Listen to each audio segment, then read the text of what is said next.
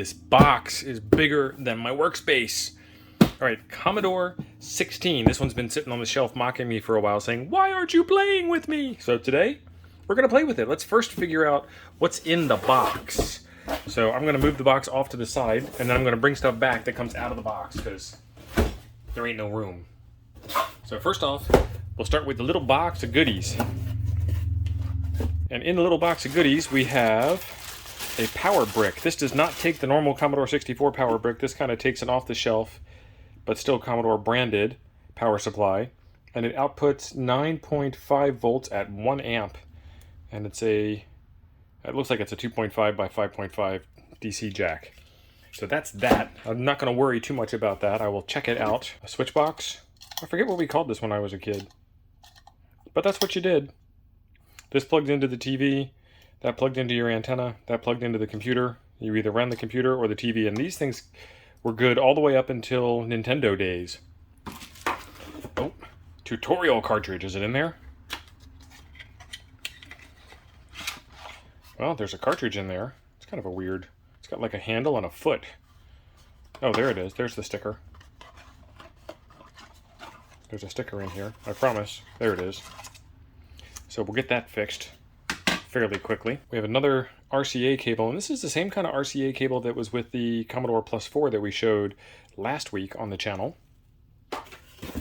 And then we got some paperwork. Commodore 16 keyboard tutorial cartridge. Step 1, set up your computer according to the instructions in section 1 of the owner's guide. Do not turn it on yet. Plug in the keyboard cartridge. Turn the computer on and watch the screen. Follow the instructions when they appear. Follow the instructions on the screen. Try to follow the instructions on the screen exactly, particularly when following typing instructions. Excellent. Get the most out of your Commodore computer. A special offer for new owners. AKA, give us all your information. Power Play and Microcomputer Magazine. Uh-oh, warranty. Limited 90-day warranty. They gave you 90 whole days? Nice. And special bonus offer. Anything else in there? Nothing else in there. All right, let's put the paperwork back in there. Let's put the RCA cable back in there. Let's put the splitter back in there. And then we will fix the cartridge. But not yet. First up, we got to get Black Beauty out. All right, Black Beauty, the Commodore 16 computer. Nice. And this is the typical bread bin case, only it's black. We have memory expansion instead of cartridge slot, but that's where the cartridge goes. We have RF, high and low, video, serial, cassette. So it's got a different kind of cassette port. And it's got a serial port on it instead of the IEC connector, or it is the IEC connector. It's got those same joystick connectors that were on the Plus 4. It's got a reset switch, on, off, and power. So they were reusing the case. I don't know how they got to... They were using the case design. But they had a couple of different colors. So this case design goes all the way back to the VIC-20 days. So let me get this cartridge fixed, and then we'll get the thing set up to get ready for powering on for the first time. My plan to fix this is double-sided tape. So let's get this label back off. And I'm going to take and toss the first bit of this because it's been sitting for a minute. It's probably fine, but I don't want to risk it. And now my fingerprints will be forever embedded in this device, and this piece is too long. If only there was some way to fix a piece of tape that's too long. The knife doesn't really appear sharp, but what I'm trying to do is I'm trying to be gentle. Watch me put it on this way, and everybody puts it on upside down, but me. You can always add more force, but you can't take away too much force. So I always try and go gentle at first, and then work my way up to no longer gentle. All right, and now that's good for another 25 years or so. Okay, just for grins, let's make sure this power supply does the right thing. All right, so that is plugged in. I'm not smelling any smoke yet. Center negative, weird, center negative. All right, so we put that in. 14.18 volts. And that's because this is unloaded, so it'll probably come down a bit when it gets a little bit of a load on it. But it is center negative. All right, let's turn it on for the first time.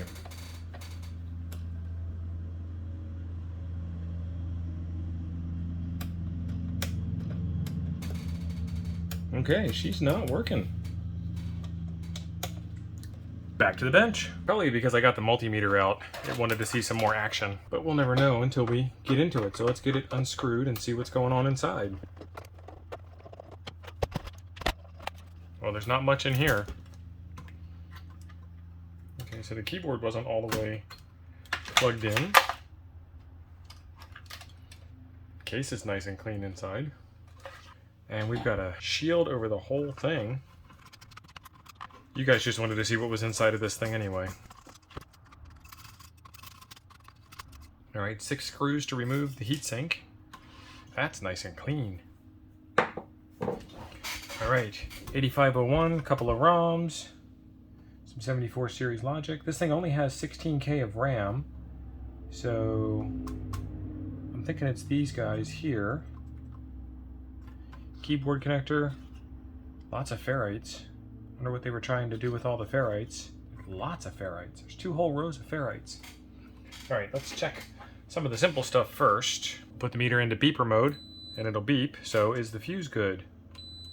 Fuse is good. Alright, let's put it back into voltage mode. Plug that in. Turn that on. Man, you got ferrite beads across the front, down the side, across the back, across the back.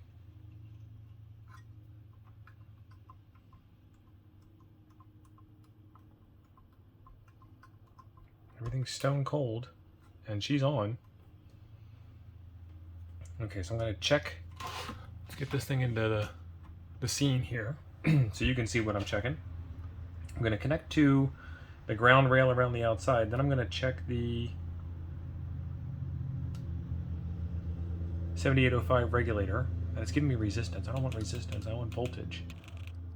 And it's switched back. Let's get it out of auto mode. Alright, no power coming in. Obviously no power going out. Okay. Where's my...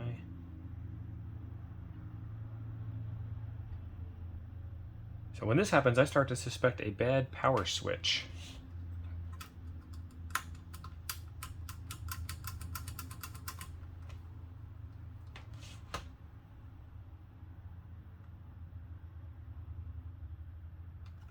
No dice there.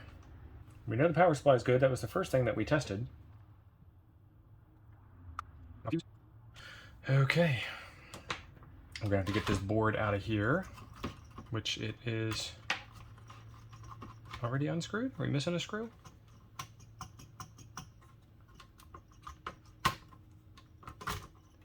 All right.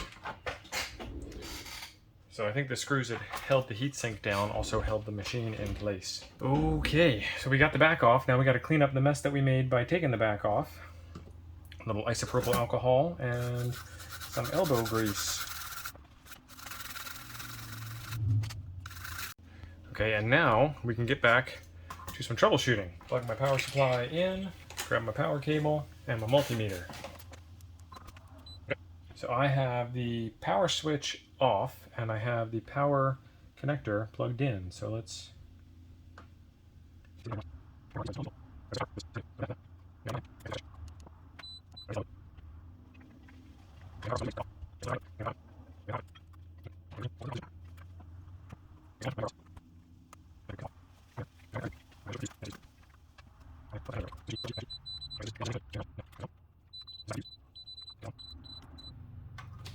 Alright, how is this power switch supposed to be working? This don't make no sense.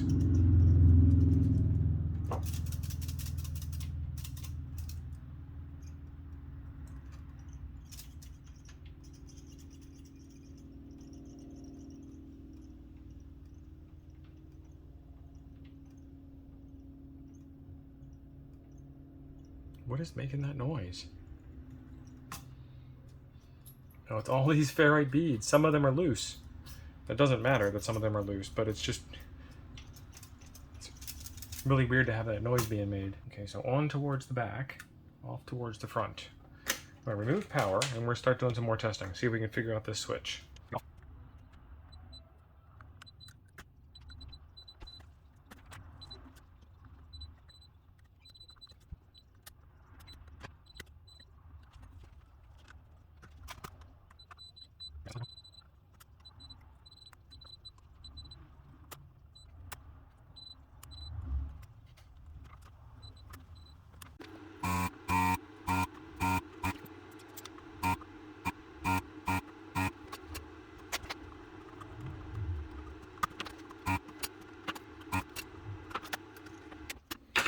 All right, she's clear. Let's test this thing out again. Now, I don't remember, other than, I don't remember which way is on or off, but we'll figure it out. These top 4 here should all touch just fine.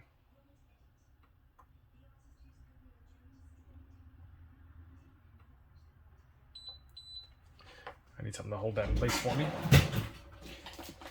Come on, Oscar.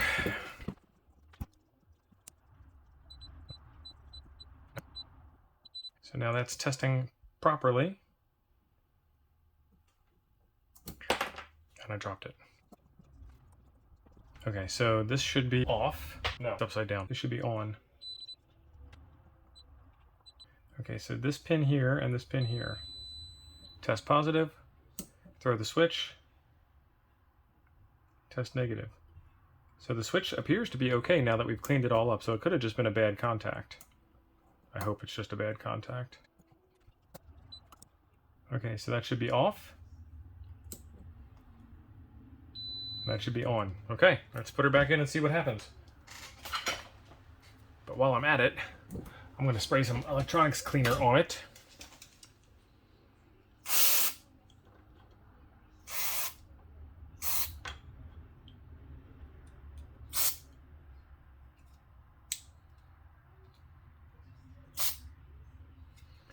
Which will help in a variety of ways.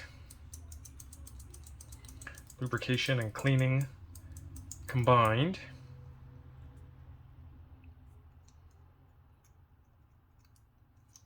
All right, let's put her back in circuit. I guess before we do that, I should clean that up as well.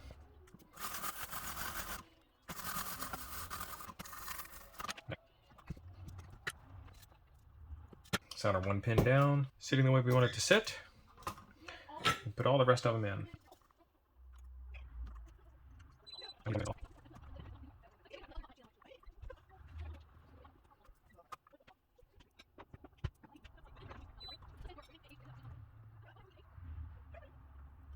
All right, let's test it out now. Power cable again, we're in off mode. Plug that in. Let's turn our meter back on. Okay. And let's check the keyboard light. 5 volts. 5 volts, that's good. Let's check the voltage regulator. Power in, 10 volts. Power out, 5 volts. All right, let's get her back over to the test bench and fire it up with the screen. Okay, you guys get to watch it live like I do. Let me turn the on switch on. We have a video signal, and we have a Commodore Basic 3.5 with no memory free. Nice. Boom! Oh, look at that. It's even on the screen. Nice.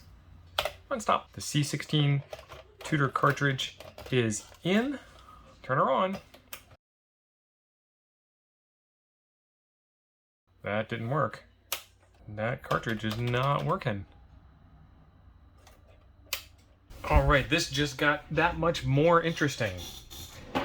The cartridge, as you saw, I tried to put in the C16 Tutor cartridge and it did not do the thing. It did not work. So I got to get out my extra heavy duty danger glasses and danger up and take a look at this thing. I have already sprayed some contact cleaner in there. I've already wiggled the cartridge back and forth. I do not have any other cartridges. This is not the same size as the Commodore 64 port. I don't have any other Commodore 16 cartridges. I don't have any other Commodore 16s. So we have to do the best that we can with what we have at hand. And it could be a broken leg. Let me see. I can't really test the inner ones. I'm looking for broken solder joints. It could be a bad cartridge. I don't know. So what I'm going to do is I'm going to give it the old heave-ho. I'm going to just go around and freshen up the solder and see if that helps any. And if it doesn't, I haven't really lost anything. And if it does, then, you know, big upside.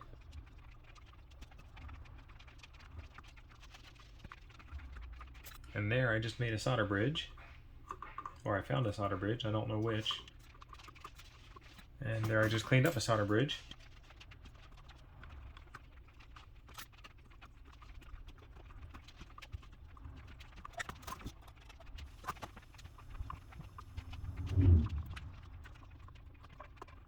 Okay, and what I was doing also, in addition to cleaning up the solder joints, adding more solder to the joint, was I made sure I got it all the way down and the pin was free and I could wiggle it around. So I've got a nice clean connection and everything looks good. Let's go try it out again. Not a lot of heatsink goo on there, and somebody has been in there before. I am going to put some more heatsink goo on it because that's the kind of guy I am. I'm a nice guy. I'm going to bend the tab down a bit to get better contact.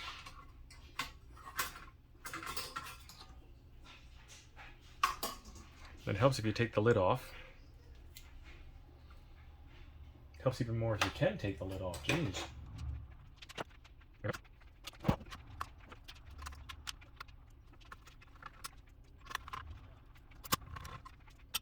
I've got a special tool for that. If you ever have a screw that's in a tight spot, get one of these parts retrievers. They come in 3-prong or 4-prong varieties. Doesn't matter which one you get. But it gives you the ability to get down there and get that screw started.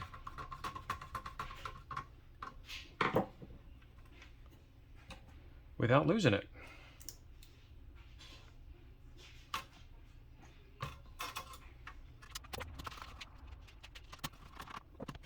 That was from the previous owner, not from me. So somebody has been in there before, at least once. Okay, keyboard time. All right, there we go. Let's get these front case screws in. All right, one last thing to check. What do we have for serial numbers? CA1096797, CA1096797. Another numbers matching classic hot rod. Awesome. Okay, folks. So, I can't test out the diagnostic cartridge port. I can't test out the memory expansion port. I can't test out the game port because I only have the one port and the one game and the one machine. So, I think that's where we will wrap this one up. Beautiful machine. Keyboard feels great. Everything appears to work that I can test except for that cartridge port.